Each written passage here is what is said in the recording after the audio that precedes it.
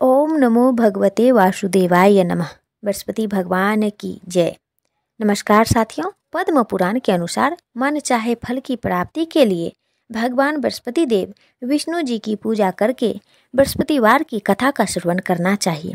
बृहस्पतिवार का व्रत करने से और व्रत कथा को श्रवण करने से स्त्री पुरुष सभी भक्तों की मनोकामनाएं पूर्ण होती हैं। सुख समृद्धि की कामना रखने वाले भक्तगण इस वीडियो को एक लाइक करके कमेंट में जय हरि विष्णु जरूर लिख दीजिए। अब आप श्रवण करेंगे मनोकामनाएं को पूर्ण करने वाली बृहस्पतिवार की पौराणिक कथा। भारतवर्ष में एक प्रतापी और दानी राजा राज करता था। वह नित्य गरीबों और ब्राह्मणों की सहायता करता था। यह बात उसकी रानी को बिल्कुल भी अच्छी नहीं लगती थी। वह ना ही गरीबों को दान देती थी, ना ही भगवान का पूजा करती थी और राजा को भी दान देने से मना किया करती थी। एक दिन राजा शिकार खेलने वन को गए हुए थे तो रानी महल में अकेली थी। उसी समय बृहस्पति देव साधु भेष में राजा के महल में भिक्षा के लिए आए और भिक्षा मांगने लगे। रानी ने भिक्षा देने से तो इनकार कर दिया और कहा, हे साधु महाराज, मैं तो दान पुण्य से तंग आ गई हूँ। मेरा पति सारा धन लुटाते रहते हैं। मेरी इच्छा है कि हमारा धन नष्ट हो जाए, फिर ना रहेगा बांस ना बाजेगी बांसुरी। साधु महाराज ने कहा, हे देवी, तुम तो बड़ी ही विचित्र हो। धन संतान तो सभी चाहते हैं, पुत्र और लक्ष्मी तो पापी के घर भी होने चाहिए।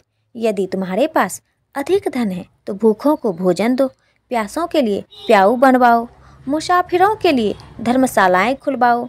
जो निर्धन अपनी कुंवारी कन्याओं का विवाह नहीं कर सकते उनका विवाह करा दो।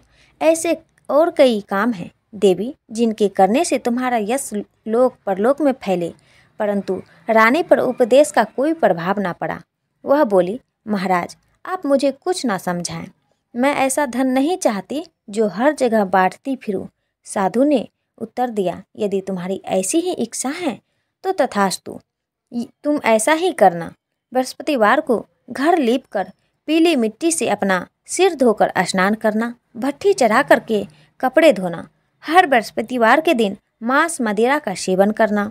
अपने पति से कहना कि वह बृहस्पतिवार के दिन हजामत बनवाए। ऐसा करने से आपका सारा धन नष्ट हो जाएगा। इतना कहकर वह साधु महाराज वहां से चले गए। साधु के अनुसार कई बातों को पूरा करते हुए रानी को केवल 3 बृहस्पतिवार ही बीते थे कि उसकी समस्त धन संपत्ति नष्ट हो गई। भोजन के लिए राजा का परिवार तरसने लगा।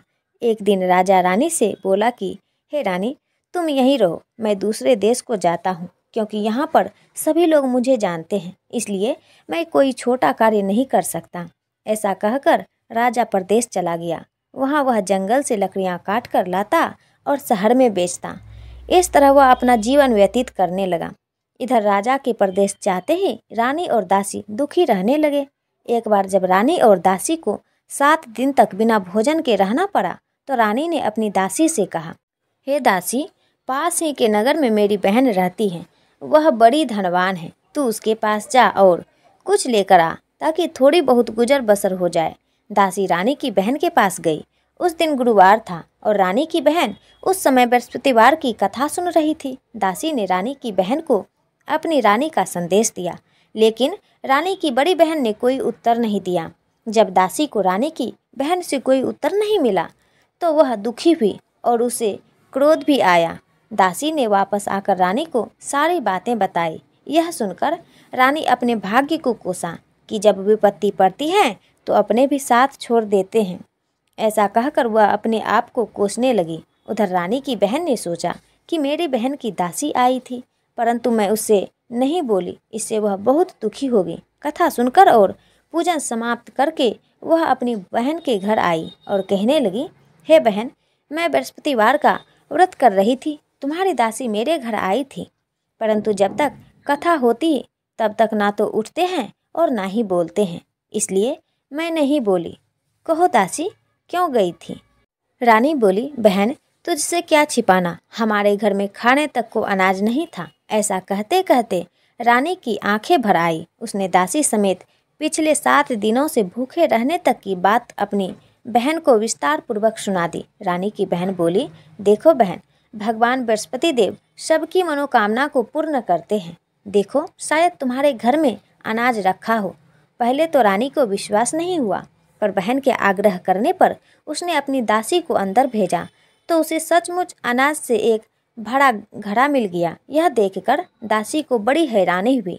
दासी रानी से कहने लगी, हे रानी, जब हमको भोजन नहीं मिलता तो हम व्रत ही तो करते हैं, इसलिए क्यों ना इनसे व्रत और कथा की विधि पूछ ली जाए ताकि हम भी व्रत कर सकें।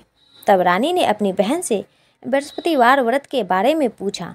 उसकी बहन ने बताया, बृहस्पतिवार के व्रत में चने की दाल मुनक्का से विष्णु भगवान का केले की जड़ में पूजन करें तथा दीपक जलाएं, व्रत कथा सुनें और पीला भोजन ही करें, इससे बृहस्पति देव प्रसन्न होते हैं। व्रत और पूजन विधि बताकर रानी की बहन अपने घर को लौट गई। 7 दिन बाद जब गुरुवार आया तो रानी और दासी ने व्रत रखा। घुड़साल में जाकर चना और गुड़ लेकर आई, फिर उसे केले की जड़ तथा विष्णु भगवान का पूजन किया। अब पीला भोजन कहाँ से आए, इस बात को लेकर दोनों बहुत दुखी थी, क्योंकि उन्होंने व्रत रखा था, इसलिए बृहस्पति देव उससे प्रसन्न हो गए। इसलिए वे एक साधारण व्यक्ति का रूप धारण करके 2 थालों में सुंदर पीला भोजन दासी को दे गए। भोजन पाकर दासी प्रसन्न हुई और फिर रानी के साथ मिलकर भोजन ग्रहण किया। इसके बाद वे सभी गुरुवार को व्रत और पूजन करने लगे। बृहस्पति देव भगवान की कृपा से उनके पास फिर से धन संपत्ति आ गई, परंतु रानी फिर से पहले की तरह ही आलस्य करने लगी। तब दासी बोली, हे रानी, तुम पहले भी इस प्रकार आलस्य करती थी, तुम्हें धन रखने में कष्ट होता था, इस कारण सभी धन नष्ट हो गया, और आज जब भगवान बृहस्पति देव की कृपा से धन मिला है तो तुम्हें फिर से आलस्य आ रहा है। रानी को समझाते हुए दासी कहती है कि बड़ी मुसीबतों के बाद हमने यह धन पाया है, इसलिए हमें दान पुण्य करना चाहिए, भूखे मनुष्य को भोजन कराना चाहिए और धन को शुभ कार्यों में खर्च करना चाहिए, जिससे तुम्हारे कुल का यश बढ़ेगा, स्वर्ग की प्राप्ति होगी और पितृ प्रसन्न होंगे। दासी की बात मानकर रानी अपना धन शुभ कार्यों में खर्च करने लगी, जिससे पूरे नगर में उसका यश फैलने लगा। वहीं इधर एक दिन राजा दुखी होकर जंगल में एक पेड़ के नीचे आसन जमा कर बैठ गया। वह अपनी दशा को याद करके व्याकुल होने लगा। बृहस्पतिवार का दिन था। एकाएक उसने देखा कि निर्जन वन में एक साधु प्रकट हुए। वह साधु भेष में स्वयं बृहस्पति देवता थे। लकड़हारे के सामने आकर बोले, हे लकड़हारे, इस सुनसान जंगल में तू चिंतामग्न क्यों बैठा है? लकड़हारे ने दोनों हाथ जोड़कर प्रणाम किया और उत्तर दिया, महाराज जी, आप सब जानते हैं, मैं क्या कहूँ। यह कहकर रोने लगा और साधु को अपनी आत्मकथा सुनाई। महात्मा जी ने कहा, तुम्हारी स्त्री ने बृहस्पतिवार के दिन बृहस्पति भगवान का निरादर किया है, जिसके कारण रुष्ट होकर उन्होंने तुम्हारी यह दशा कर दी है। अब तुम चिंता को दूर करो, मेरे कहने पर चलो, तुम्हारे सब कष्ट दूर हो जाएंगे और भगवान पहले से भी अधिक धन संपत्ति तुम्हें देंगे। तुम बृहस्पतिवार के दिन कथा किया करो। 2 पैसे के चने मुनक्का लाकर उसका प्रसाद बनाओ। शुद्ध जल में लोटे में शक्कर मिलाकर चरणामृत तैयार करो। कथा के पश्चात अपने सारे परिवार और सुनने वाले प्रेमियों में अमृत व प्रसाद बांटकर आप भी ग्रहण करें। ऐसा करने से भगवान तुम्हारी सब मनोकामनाएं पूरी करेंगे। साधु के ऐसे वचन सुनकर लकड़हारा बोला, हे प्रभु, मुझे लकड़ी बेचकर इतना पैसा नहीं मिलता जिससे भोजन के उपरांत कुछ बचा सकूं। मैंने रात्रि में अपनी पत्नी को व्याकुल देखा है, मेरे पास कुछ भी नहीं जिससे मैं उसकी खबर मंगा सकूं। साधु महाराज ने कहा, हे लकड़हारे, तुम किसी बात की चिंता मत करो। बृहस्पतिवार के दिन तुम रोजाना की तरह लकड़ियां लेकर शहर में जाओ। तुमको रोज से 2 गुना धन प्राप्त होगा, जिससे तुम भली भांति भोजन कर लोगे तथा बृहस्पति देव की पूजा का सामान भी आ जाएगा। हे राजन, बृहस्पति देव की कथा इस प्रकार से है। प्राचीन काल में एक बहुत ही निर्धन ब्राह्मण था। उसकी कोई संतान नहीं थी। वह नित्य पूजा पाठ करता था, परंतु उसकी स्त्री बहुत ही मलिन रहा करती थी। वह ना स्नान करती, ना किसी देवता का पूजन करती और प्रातः काल उठते ही सर्वप्रथम भोजन करती, बाद में कोई अन्य कार्य करती थी। ब्राह्मण देवता बहुत दुखी रहते थे। वे अपने पत्नी को बहुत समझाते, किंतु उसका कोई परिणाम नहीं निकला। भगवान की अनुकंपा से एक समय उस ब्राह्मण की पत्नी गर्भवती हुई और 10वें महीने में एक सुंदर कन्या को जन्म दिया। निर्धन ब्राह्मण कन्या के जन्म से बहुत ही दुखी हुआ। धीरे धीरे ब्राह्मण की कन्या बड़ी होने लगी। बचपन से ही उस कन्या की रुचि भगवान विष्णु की पूजा में थी। वह प्रातःकाल उठते ही स्नान आदि करके भगवान विष्णु की पूजा करने मंदिर में जाया करती थी। बृहस्पतिवार को व्रत करके विधि पूर्वक पूजा पाठ करती थी। पूजा पाठ के बाद वह पढ़ने के लिए पाठशाला में जाती थी। घर से चलते हुए वह मुट्ठी भर जौ साथ लेकर जाती और पाठशाला के रास्ते में थोड़े थोड़े जौ गिराते जाती। पर वह पाठशाला से जब घर लौटती तो वह जौ के वह दाने सोने में बदलते हुए मिलते थे। लड़की सभी सोने के दाने बीन कर लाती थी। एक दिन जब वह सोने के दाने को साफ कर रही थी तो उसकी माँ ने कहा, बेटी, सोने के दाने साफ करने के लिए सोने का सूप भी होना चाहिए। अगले दिन बृहस्पतिवार था। उसने भगवान बृहस्पति देव की पूजा करते हुए प्रार्थना की, हे भगवान, यदि मैंने आपका व्रत विधि पूर्वक किया है तो मुझे सोने का सूप दे दो। भगवान बृहस्पति देव ने उसकी मनोकामना पूरी करने का वचन दिया। पाठशाला से लौटते समय उसे रास्ते में सोने का सूप पड़ा हुआ मिला। घर लौटकर सोने का सूप उसने अपनी माँ को दिखाया। वह सोने के दाने साफ करने लगी। उसी समय नगर का राजकुमार उसके घर के पास से गुजर रहा था। उस सुंदर लड़की को सोने के सूप में जौ साफ करते देखकर राजकुमार उस पर मोहित हो गया। महल में लौटकर राजकुमार ने राजा से उस लड़की से विवाह करने की इच्छा प्रकट की। तो राजा ने ब्राह्मण को महल में बुलाकर राजा से उसकी लड़की के विवाह की बात कही। ब्राह्मण तैयार हो गया। धूमधाम से उस लड़की का विवाह राजकुमार से हो गया। अब देखिए, दुल्हन बनकर ब्राह्मण की लड़की महल में चली गई। लड़की के चले जाने से ब्राह्मण फिर से निर्धन हो गया। उसे कई कई दिन भोजन भी नहीं मिलता था। बहुत दुखी होकर ब्राह्मण एक दिन अपनी लड़की के पास गया। अपने पिता से निर्धनता का समाचार सुनकर उसे बहुत सा धन देकर पिता को विदा किया। उस धन से ब्राह्मण के दिन कुछ दिन तो आराम से गुजर गए, लेकिन जल्दी ही फिर भूखों मरने की हालत हो गई। ब्राह्मण अपनी लड़की से धन के लिए फिर महल में पहुंचा। लड़की ने अपने पिता की बुरी हालत देखकर कहा, पिताजी, आखिर आप कब तक मुझसे धन लेकर जीवन यापन करेंगे? आप कोई ऐसा उपाय क्यों नहीं करते जिससे आपका घर धन संपत्ति से भर जाए? ब्राह्मण ने कहा, मैंने तेरी माँ को बहुत समझा दिया, पर उसकी समझ में कुछ नहीं आता। उसका फूहड़पन नष्ट हो तब तो घर की निर्धनता भी दूर हो जाए। तब कुछ सोचकर लड़की ने पिता से कहा, पिताजी, आप कुछ दिनों के लिए मेरी माँ को मेरे पास छोड़ जाओ। तब कुछ सोचकर ब्राह्मण पत्नी को लड़की के पास महल में छोड़ गया। लड़की ने अपनी माँ से कहा, माँ, तुम प्रातः काल उठकर स्नान आदि करके भगवान बृहस्पति देव विष्णु जी की पूजा अवश्य करना। पूजा करने से तुम्हारी निर्धनता अवश्य ही दूर हो जाएगी। लेकिन उसकी माँ ने उसकी कोई बात नहीं मानी। तब क्रोधित होकर लड़की ने अपनी माँ को एक कक्ष में बंद कर दिया। सूर्योदय के समय माँ को उठाकर जबरदस्ती उसे स्नान कराया और फिर मंदिर ले जाकर भगवान बृहस्पति देव की पूजा कराई। कुछ दिनों तक ऐसा करने से उसकी माँ की बुद्धि में परिवर्तन हुआ और वह स्वयं बृहस्पतिवार का व्रत रखने लगी। उससे व्रत रखने से ब्राह्मण के घर में भगवान विष्णु की अनुकंपा से धन की वर्षा होने लगी। दोनों पति पत्नी धन संपत्ति पाकर आनंद पूर्वक जीवन व्यतीत करने लगे और विष्णु धाम को चले गए। इतना कहकर साधु अंतर्ध्यान हो गए। धीरे धीरे समय व्यतीत होने पर फिर वही बृहस्पतिवार का दिन आया। लकड़हारा जंगल से लकड़ी काटकर किसी शहर में बेचने गया। उसे उस दिन से अधिक पैसा मिला। राजा ने चना गुड़ आदि लाकर गुरुवार का व्रत किया। उसी दिन से उसके सभी कलेश दूर हो गए। परंतु जब दोबारा गुरुवार का दिन आया तो बृहस्पतिवार का व्रत करना भूल गया। इस कारण बृहस्पति देव भगवान नाराज हो गए। उस दिन उस नगर के राजा ने विशाल यज्ञ का आयोजन किया तथा शहर में यह घोषणा करवा दी कि कोई भी मनुष्य अपने घर में भोजन ना बनावे, ना आग जलावे। समस्त जनता मेरे यहाँ भोजन करने आवे। इस आज्ञा को जो नहीं मानेगा उसे फांसी की सजा दी जाएगी। इस तरह की घोषणा संपूर्ण नगर में करवा दी गई।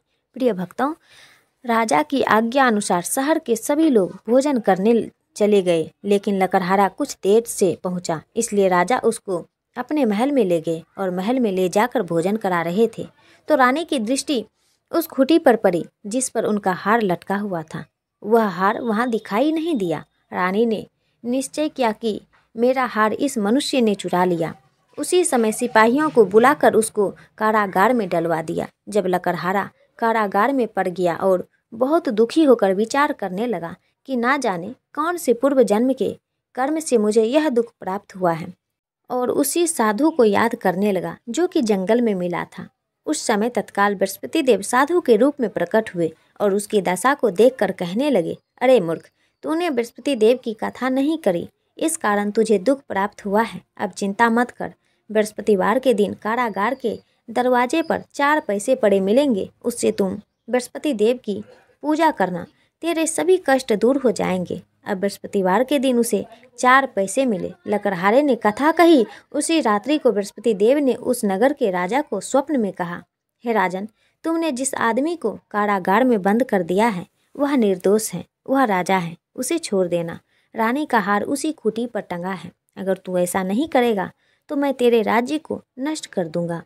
इस तरह रात्रि के स्वप्न को देखकर राजा प्रातःकाल उठा और खूंटी पर हार देखकर लकड़हारे को बुलाकर क्षमा मांगी तथा लकड़हारे को योग्य सुंदर वस्त्र आभूषण देकर विदा किया। बृहस्पति देव की आज्ञा अनुसार लकड़हारा अपने नगर को चल दिया। जब राजा अपने नगर के निकट पहुंचा तो उसे बड़ा आश्चर्य हुआ। नगर में पहले से अधिक बाग, तालाब, कुएं तथा बहुत सी धर्मशालाएं, मंदिर आदि बन गए थे। राजा ने पूछा, यह किसका बाग और धर्मशाला है? तब नगर के सब लोग कहने लगे, यह सब रानी और दासी के हैं। तो राजा को आश्चर्य हुआ और गुस्सा भी आया। जब रानी ने यह खबर सुनी कि राजा आ रहे हैं तो उन्होंने दासी से कहा, हे दासी, देखो राजा हमको कितनी बुरी हालत में छोड़कर गए थे। हमारी ऐसी हालत देखकर वह लौट ना जाए, इसलिए तू दरवाजे पर खड़ी हो जा। आज्ञा अनुसार दासी दरवाजे पर खड़ी हो गई। राजा आए तो उन्हें अपने साथ ले गई। तब राजा ने क्रोध करके अपनी रानी से पूछा कि यह धन तुम्हें कैसे प्राप्त हुआ? तब उन्होंने कहा, हमें यह सब धन बृहस्पति देव के इस व्रत के प्रभाव से प्राप्त हुआ है। तब राजा ने निश्चय किया कि सप्ताह में एक दिन, जब बृहस्पतिवार के दिन व्रत कथा सुनने से और व्रत करने से इतना फल मिलता है, तो मैं प्रतिदिन में 3 बार कहानी तथा रोज व्रत किया करूँगा। अब हर समय राजा के दुपट्टे में चने की दाल बंधी रहती तथा दिन में 3 बार कहानी कहता। एक रोज राजा ने विचार किया, चलो अपनी बहन के यहाँ हो आवे। इस तरह निश्चय करके राजा घोड़े पर सवार हो गया और अपनी बहन के यहाँ चलने लगा। मार्ग में उसने देखा कि कुछ आदमी एक मुर्दे को लिए जा रहे हैं। उन्हें रोक कर राजा ने कहा, अरे भाइयों, मेरी बृहस्पति देव की कथा सुन लो। वे बोले, लो, हमारा तो आदमी मर गया है, इसको अपनी कथा की पड़ी है। परंतु कुछ बूढ़े बुजुर्ग आदमी बोले, अच्छा कहो, हम तुम्हारी कथा भी सुन लेंगे। राजा ने दाल निकाली और जब कथा आधे हुए तो मुर्दा हिलने लगा और जब कथा समाप्त हो गई तो राम राम करके मनुष्य उठकर खड़ा हो गया। इतना यह सब चमत्कार देखकर सभी लोगों ने निश्चय किया कि हम भी बृहस्पतिवार के दिन व्रत करेंगे और कथा का श्रवण करेंगे। आगे मार्ग में उसे एक किसान खेत में हल चलाता हुआ दिखाई दिया। राजा ने उसे देखा और उससे बोला, अरे भाई, तुम मेरी बृहस्पतिवार की कथा सुन लो। किसान बोला, जब तक मैं तेरी कथा सुनूंगा तब तक 4 हरैया जोत लूंगा। जा अपनी कथा किसी और को सुनाना। इस तरह राजा आगे चलने लगा। राजा के हटते ही बैल पछाड़ खाकर गिर गया तथा किसान के पेट में बड़ी जोर का दर्द होने लगा। उसी समय उसकी माँ रोटी लेकर आई। उसने जब देखा तो अपने पुत्र से सब हाल पूछा और बेटे ने सभी हाल कह दिया। तो बुढ़िया माई दौड़ी दौड़ी उस घुड़सवार के पास गई और उससे बोली कि हे राजा, मैं तेरी कथा सुन लूंगी, तू अपनी कथा मेरे खेत पर चलकर ही सुना। राजा ने बुढ़िया के खेत पर जाकर कथा कही, जिसके सुनते ही वह बैल उठ खड़े हो गए तथा किसान के पेट का दर्द भी बंद हो गया। उनकी महिमा सुनकर वह बुढ़िया माई और वह किसान भी बृहस्पति भगवान के भक्त हो गए और उनका पूजन अर्चना करने लगे। अब फिर राजा अपनी बहन के घर पहुंचा। बहन ने भाई की खूब मेहमान की। दूसरे रोज प्रातःकाल राजा जगा तो वह देखने लगा कि सब लोग भोजन कर रहे हैं। राजा ने अपनी बहन से कहा, ऐसा कोई मनुष्य है जिसने भोजन नहीं किया हो? मेरी बृहस्पतिवार की कथा सुन ले। बहन बोली, हे भैया, यह देश ऐसा ही है कि पहले यहाँ के लोग भोजन करते हैं, बाद में अन्य काम करते हैं। अगर कोई पड़ोस में हो तो मैं देख आऊँ। ऐसा कहकर देखने चली गई, परंतु उसे कोई व्यक्ति नहीं मिला जिसने भोजन ना किया हो। अतः वह एक कुम्हार के घर गई जिसका लड़का बीमार था। उसे मालूम हुआ कि उसके यहाँ 3 रोज से किसी ने भोजन नहीं किया है। रानी ने अपने भाई की कथा सुनने के लिए कुम्हार से कहा और वह तैयार हो गया। राजा ने जाकर बृहस्पतिवार की कथा कही, जिसको सुनकर उसका लड़का ठीक हो गया। अब तो राजा की प्रशंसा होने लगी। एक रोज राजा ने अपनी बहन से कहा कि हे बहन, हम अपने घर जाएंगे, तुम भी तैयार हो जाओ। राजा की बहन ने अपनी सास ने कहा हाँ चली जा, परंतु अपने लड़के को मत ले जाना, क्योंकि तेरे भाई की कोई औलाद नहीं है। बहन ने अपने भाई से कहा हे भैया, मैं तो चली जाऊंगी, पर कोई बालक नहीं जाएगा। राजा बोला, जब कोई बालक नहीं जाएगा तो तुम ही क्या करोगी। बड़े दुखी मन से राजा अपने नगर को लौट आया। राजा ने अपनी रानी से कहा, हम निर्वंशी हैं।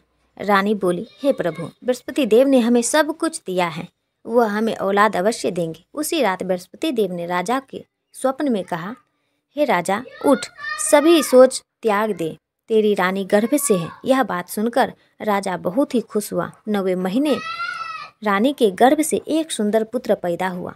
तब राजा बोला, हे रानी, स्त्री बिना भोजन के रह सकती है, पर वह बिना कहे नहीं रह सकती। जब मेरी बहन आवे तुम उससे कुछ कहना मत। रानी ने यह सुनकर हाँ कर दिया।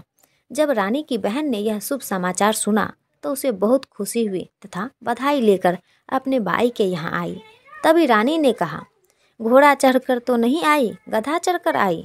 राजा की बहन बोली, भाभी, मैं इस प्रकार ना कहती तो तुम्हें औलाद कैसे मिलती। बृहस्पति देव ऐसे ही हैं, जिसे जिसके मन में कामनाएं हैं सभी को पूर्ण करते हैं। जो सदा भाव पूर्वक बृहस्पतिवार का व्रत करता है एवं कथा पढ़ता है अथवा सुनता है, दूसरों को सुनाता है, बृहस्पति देव उसकी सभी मनोकामनाएं पूर्ण करते हैं। तो प्रेम से बोलिए बृहस्पति भगवान की जय। साथियों, अब आइए श्रवण करते हैं भगवान बृहस्पति देव जी की आरती। ओम जय बृहस्पति देवा, स्वामी जय बृहस्पति देवा, छिन छिन भोग लगाऊ, कदली फल मेवा। ओम जय बृहस्पति देवा, तुम पूर्ण परमात्मा, तुम अंतरयामी, स्वामी तुम अंतरयामी। जगत पिता जगदीश्वर, तुम सबके स्वामी। ओम जय बृहस्पति देवा, चरणामृत निज निर्मल, सब पातकी हरता, स्वामी सब पातकी हरता। सकल मनोरथ दायक, कृपा करो भरता। ओम जय बृहस्पति देवा, तन मन धन अर्पण कर, जो जन शरण परे, स्वामी जो जन शरण परे। प्रभु प्रकट तब होकर, आकर द्वार करे। ओम जय बृहस्पति देवा, दीन दयाल दयानिधि, भक्तन हितकारी, स्वामी भक्तन हितकारी। पाप दोष सब हरता, भव बंधन हारी। ओम जय बृहस्पति देवा, सकल मनोरथ दायक, सब संशय हारो, स्वामी सब संशय हारो। विषय विकार मिटाओ, संतन सुखकारी। ओम जय बृहस्पति देवा, स्वामी जय बृहस्पति देवा। ओम जय बृहस्पति देवा, जो कोई आरती तेरी प्रेम सहित गावे, स्वामी प्रेम सहित गावे। जेठानंद आनंद कर, सो निश्चय पावे। ओम जय बृहस्पति देवा। ओम नमो भगवते वासुदेवाय नमः। जय श्री हरि विष्णु। तो साथियों, उम्मीद करती हूँ कि आज की यह कथा आपको अत्यंत ही पसंद आई होगी। इसलिए वीडियो को लाइक करके कमेंट में जय श्री हरि विष्णु लिख दीजिएगा। वीडियो को शेयर अवश्य कीजिएगा और भगवान भोलेनाथ तथा भगवान विष्णु की अन्य दिव्यमय कथाएं सुनने के लिए संपूर्ण भक्ति सागर चैनल को सब्सक्राइब करके बेल बटन को भी दबा लीजिएगा। आप सदा सुखी, संपन्न एवं स्वस्थ रहें।